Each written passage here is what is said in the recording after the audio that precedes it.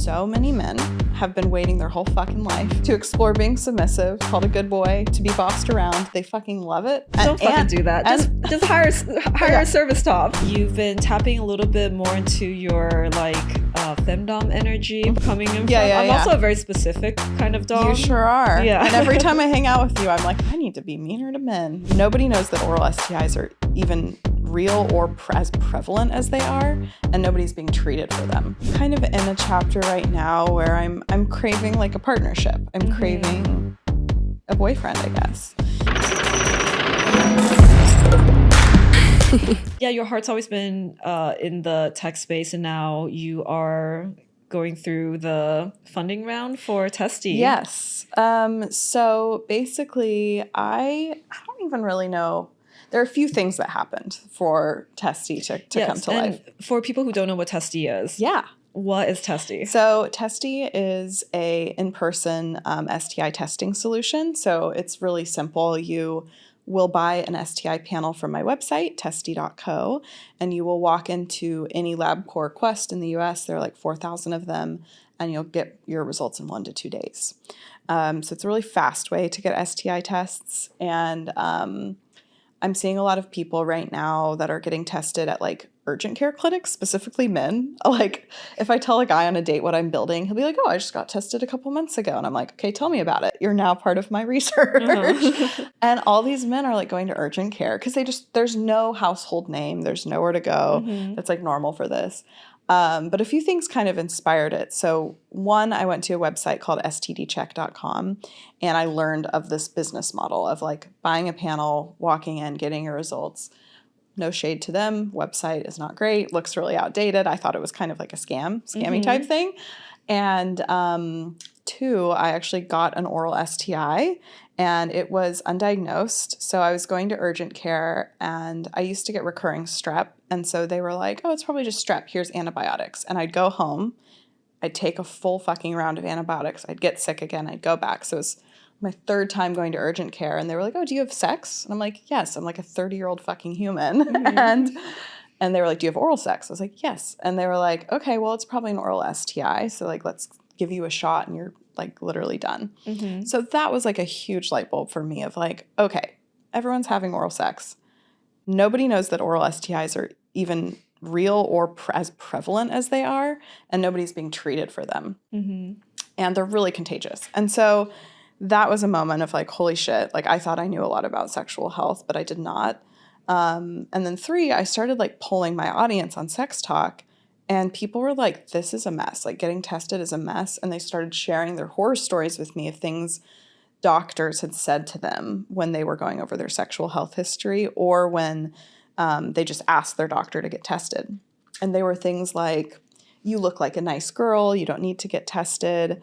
Or there was one where a doctor was like shocked that the woman had negative STI results because she put down like 10 partners in the last year. So there's this like subtle slut shaming that's happening with a lot of older providers to people. And that just, again, fueled by being pissed off about something, I was like, this is insane. People are going to really they're finding alternative ways to get STI tested because they don't feel safe or comfortable with their primary care. So they're going to urgent care. Now, there's also free clinics. Like I'm always going to tell people those exist too. They just have longer turnaround times and sometimes wait times to get in. But yeah, those kind of 3 things happened and inspired Testie. So I'm actually like right now fundraising, but like a friends and family round. So I don't want to go the VC route yet. I want to see how much money I can make without that.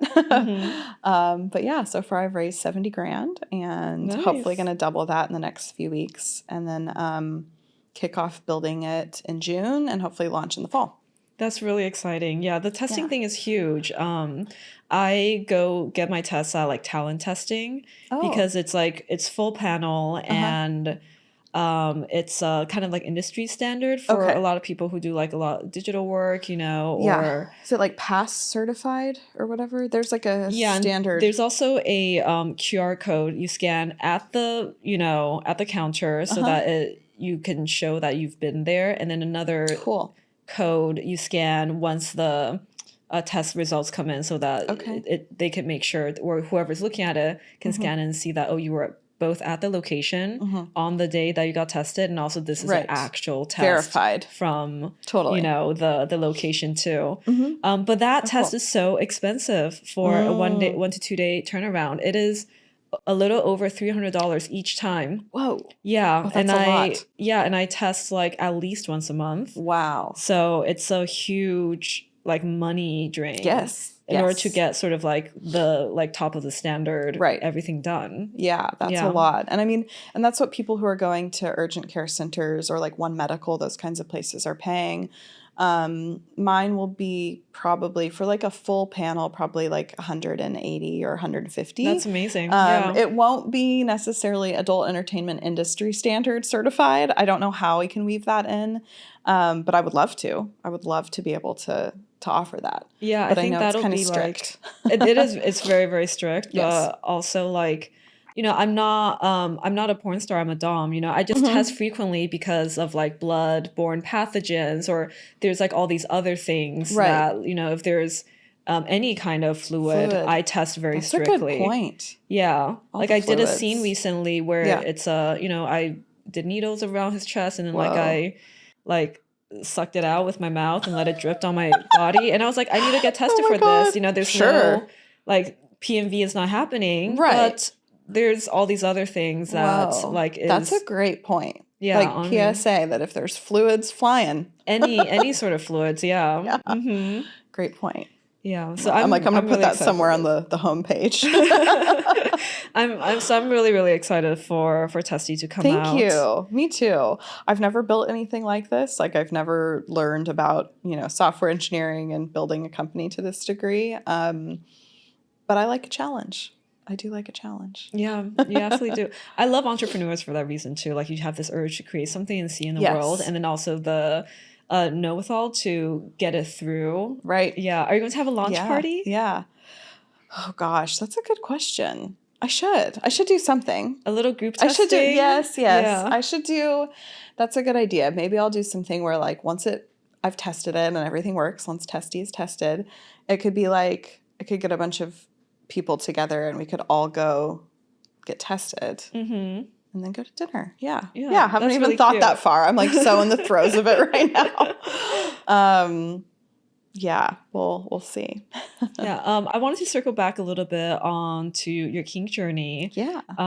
You've been tapping a little bit more into your like FemDom energy, but also you mentioned you're in a BDSM burnout at your current stage. What's going on there? Lot to process. Okay, so started on the submissive end, was experiencing unwarranted aggression and inexperience from men through that. I kind of took a little breather and started practicing being dominant, which feels, and I always tell women this if they're like dom curious, that it's like gonna feel fucking weird at first if you were submissive. Like I tell the story of like, I remember the first time I sent this man like a dominant text, and then not fucking joking, his phone actually got stolen that day, and I actually did not hear from him for 2 months. And so in my mind, because he didn't have my number, so in my mind, I was like, oh, okay, I fucked it up. If I am dominant, I'm going to be too much. I'm going to scare the guy away and never hear from him again. So like, I remember how uncomfortable and not intuitive being dominant felt at first. Even though I've always been like assertive, dominant, bossy, like those have always been characteristics of mine. It was like society stripped a lot of that away. And all of that to say, like, if you're dom curious, I had to keep practicing and building those muscles of like sending the dominant text, saying the dominant thing in the bedroom until it became like more authentic for me, I think.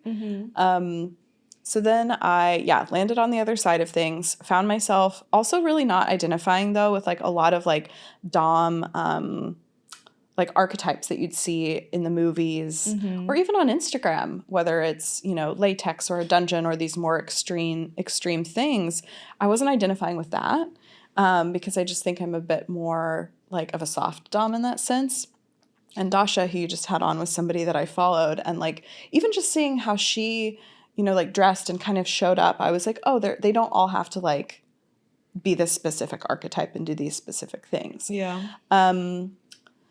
So yeah, started kind of exploring as a dom in my life, and I am experiencing burnout because, and I'm sure you maybe have some wisdom on this, because what I've found is that so many men have been waiting their whole fucking life to explore being submissive, to be called a good boy, to be bossed around. They fucking love it, and there's a huge desire for it, but they have no experience. And so what started happening is I would meet with somebody that had never explored with a dom before. And what I would find is this kind of cycle would happen, which was like, we'd start chatting and then I would get kind of like a list of their kinks. Like, hey, do you peg people? Do you do this? Do you do this? Do you do this? And I'm like, hey, what you're doing, it's like the topping from the bottom kind of thing, is like, you're really projecting all of your desires onto me when this is really a two-way street. Like, I have desires here too. I get something out of this. But I kind of just started seeing this thing happen over and over again. And so I stopped playing with inexperienced people, or I try to. But I also kind of like corrupting people, so it's a mindfuck. But yeah, that's kind of what has and continues to lead to my burnout with exploring with submissive partners, is this kind of entitled, I want all of these desires met, versus, hey, I'm curious to like serve you and actually explore submission. Yeah. It's kind of crazy how like male entitlement still comes out in submission. Yeah. And that's one of the ways it comes out, through this sort of like, hey, can you be a kink and fetish dispenser by doing XYZ? And in some ways it's actually worse in a BDSM sort of scenario, because it's kinks and fetishes are so specific that like if you are going to serve this top, like it is sort you are enacting this role, but also you can't even pretend that you don't like it. You have to like pretend that you're in control the whole time, right? There's this extra layer of emotional labor that needs to occur in that situation. And I totally understand why that burnout happened if that happens over and over again.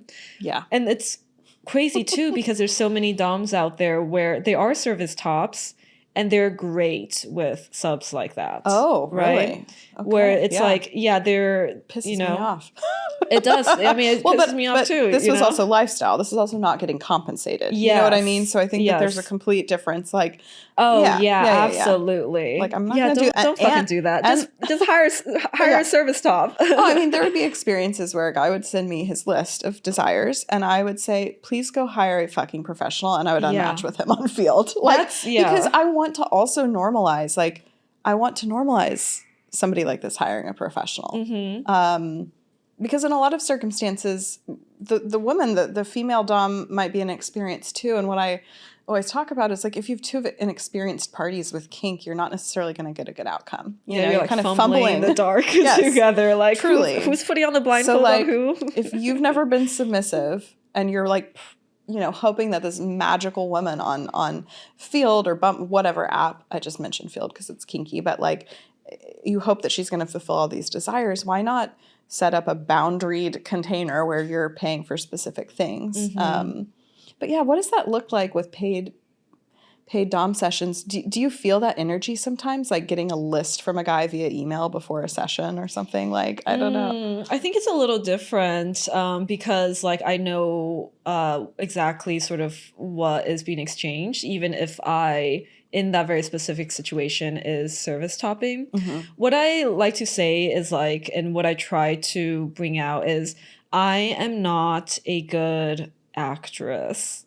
So, and this is like a test and trial, I think early in my career, I was like, oh yeah, they're looking for, XYZ archetype sometimes. And I'll be like, yeah, I think I can perform that.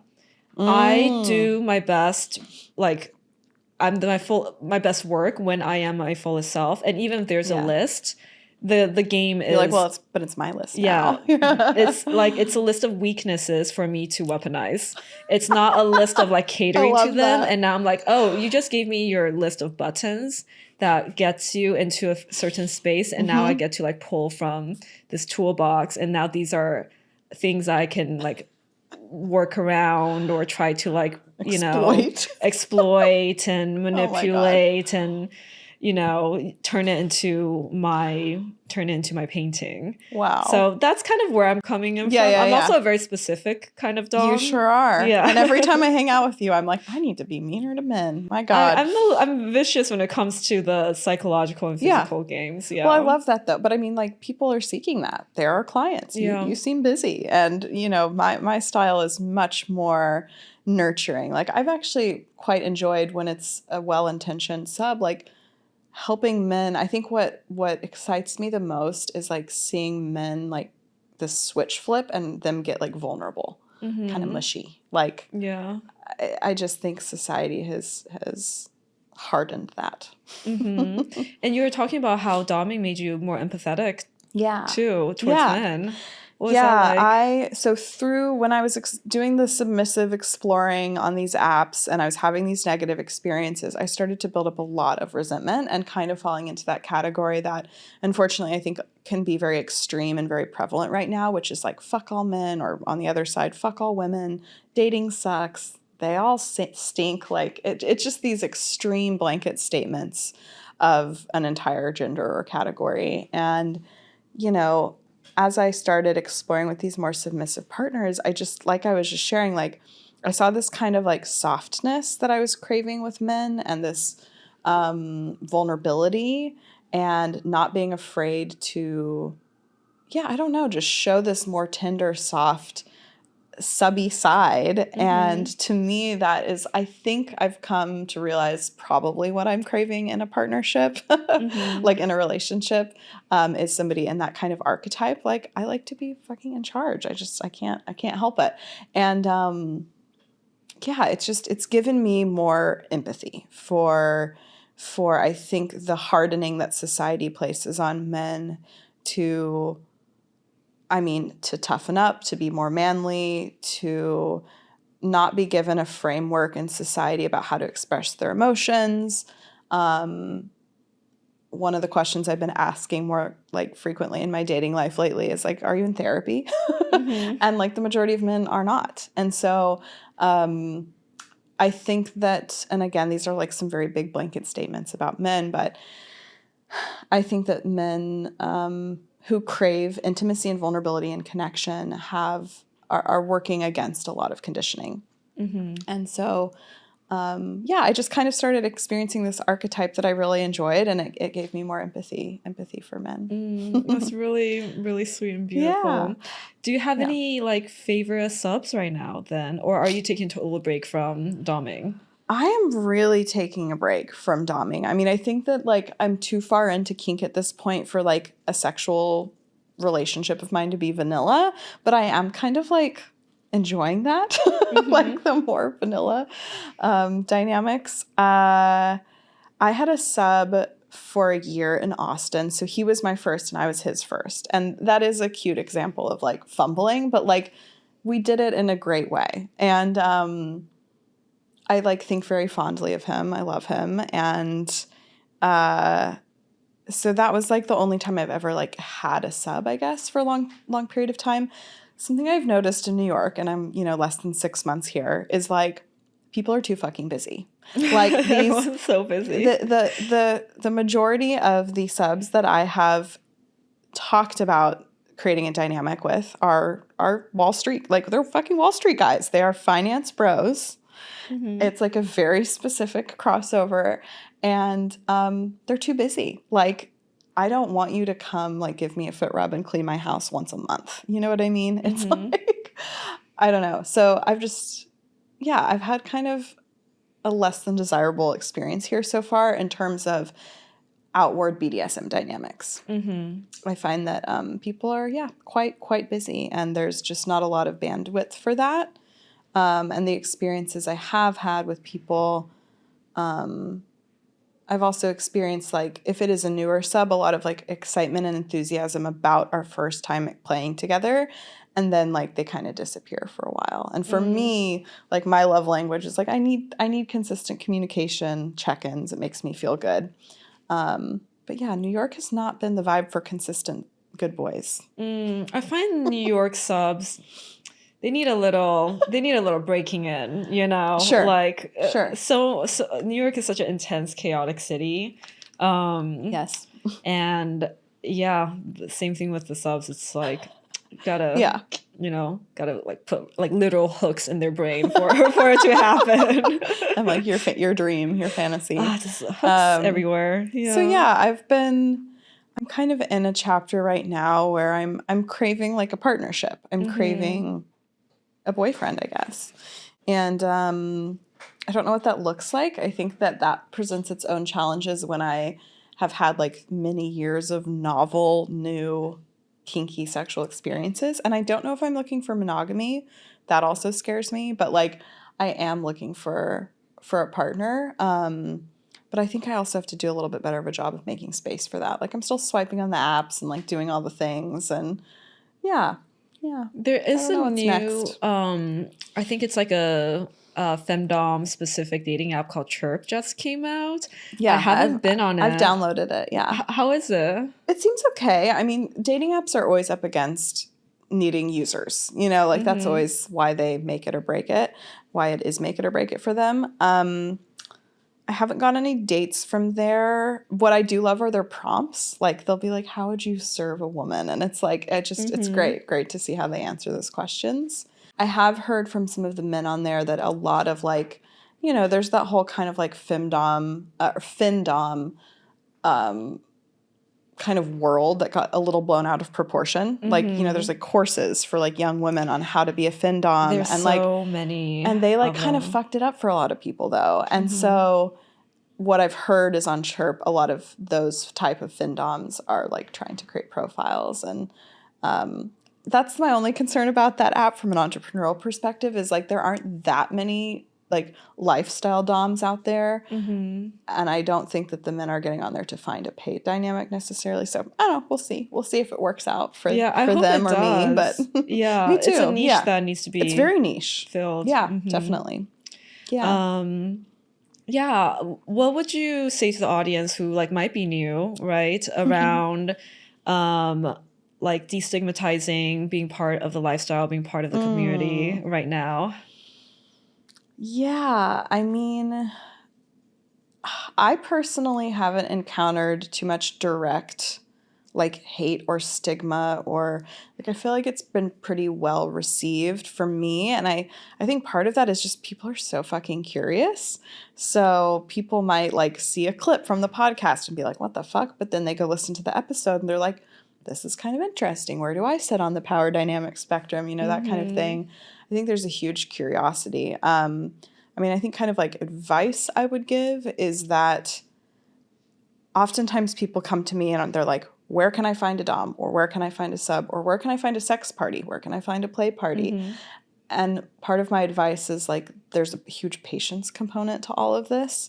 It took me a really long time to like find community in the kinky space and in the sex work space. And it took me a very long time to get invited to like my first play party, which I personally am not like a huge fan of. I prefer like one-on-one exploration. But yeah, I think people always want to like, they're always like, how do I get invited to the thing? And I think it does take a little bit of discomfort at first to go to a meetup or DM the person on Instagram that's also in your city that's a kinkster. You know, like you are going to have to get out of your comfort zone at that initial phase to find that community, I think. Yeah, it doesn't just pop into your lap. I remember when I was starting off in college, you know, and, you know, giving yourself space for messy exploration, but, you know, keep it safe. But I was just on FetLife meeting with couples. Oh, wow. And just going around Chicago and I was only meeting with couples because I didn't feel safe meeting people one-on-one. Yeah. So I was like, okay, couples are safe. You know, there's 2 of them. Wow. Would you have scenes or it was more just like literally to get coffee? When I was starting, I wasn't even ready for scenes yet. Like baby dom. I was such a baby and I was only chatting with them. You know, getting dinners. And I was also on this anonymous app where you can talk anonymously with other people anonymously. About like kinks and fetishes because I was like, I need a space where it's totally uncensored, right? People can say whatever. And so I was just like you can doing really a lot of chatting and texting. And that's how I learned about FetLife. It was through that anonymous app. There was this femboy in Dubai who had a profile picture of like the Rocky Horror Picture Show character, and they were actually like incredibly like informed, like gave me a wealth of knowledge and like pointed me to FetLife, and that was it. Yeah, I wonder how they're doing. I thought that you did, you know, so much emotional labor teaching this like random person online, and just doing the Lord's work. That's great. Yeah, but just chat with people, you know, find the right community, find friends. People generally are like quite down for information sharing in this space. If you just ask. Yeah, I agree. And you know, go in also with like curiosity and open mind of like where you'll end up. Like I was so sure that I knew who I was, but like power dynamics for me are like much more about, they've helped me like gain a lot of confidence. So it's less about like I'm a dom or I'm this, and more for me about like, oh, I learned how to like use my voice and ask for what I want and advocate to like have an orgasm in a sexual experience and like all of these things. And like BDSM to me has really given me confidence in my voice, which is such a cool gift. So I think just like being open to where it could lead you. You might think that you're a dom or a sub or wherever you fall on the spectrum, or you might think you're into this kink or fetish. I also think there's a huge difference between fantasy and reality. You know, like you may fantasize or watch certain, you know, porn or adult content about certain things, but then when enacted, you might not like it. So just like be open-minded and also curious about yourself, because I never would have thought I would have ended up where I am. So, yeah.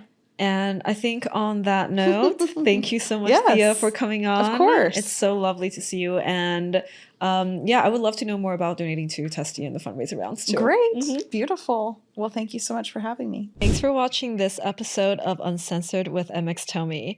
Don't forget to like and subscribe if you're a very good sub. And don't forget to follow me on TikTok, Instagram, Facebook, and Patreon, and all the other apps that I'm on. I'll see you on the next one.